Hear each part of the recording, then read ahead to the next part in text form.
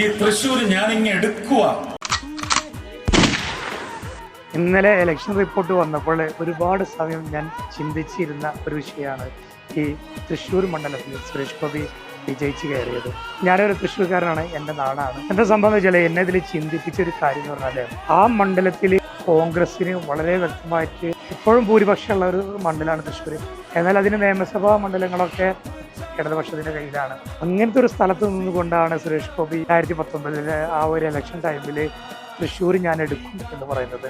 അതായത് ഒരു സാധ്യതയും ഇല്ലാത്ത ഒരു മണ്ഡലത്തിൽ നിന്നുകൊണ്ടാണ് എനിക്ക് ഈ തൃശ്ശൂർ വേണം, അല്ലെങ്കിൽ ആ തൃശ്ശൂർ ഞാൻ വിജയിക്കും എന്നുള്ളൊരു കോൺഫിഡൻറ്റ് പറയുന്നത്. ഇവിടെ ഞാൻ മനസ്സിലാക്കുന്നത് ഒരാൾ ജയിക്കാൻ വേണ്ടി തിരിഞ്ഞിറങ്ങിയാൽ അയാളവിടെ ജയിച്ച് കയറും എന്നുള്ളതാണ്. ഇതിൻ്റെ രാഷ്ട്രീയ വശങ്ങളൊക്കെ ഒരുപാടുണ്ട്, അതൊന്നും അതിലേക്ക് ഞാൻ കടക്കുന്നില്ല. കുറേ വർഷമായിട്ട് ഞാൻ രാഷ്ട്രീയ ഭാഗങ്ങളിലേക്ക് നോക്കാറില്ല. ജയിച്ചവർ നാടിനു വേണ്ടി നല്ലത് ചെയ്യാൻ അവർക്ക് കഴിയട്ടെ എന്ന് ആശംസിക്കുന്നു.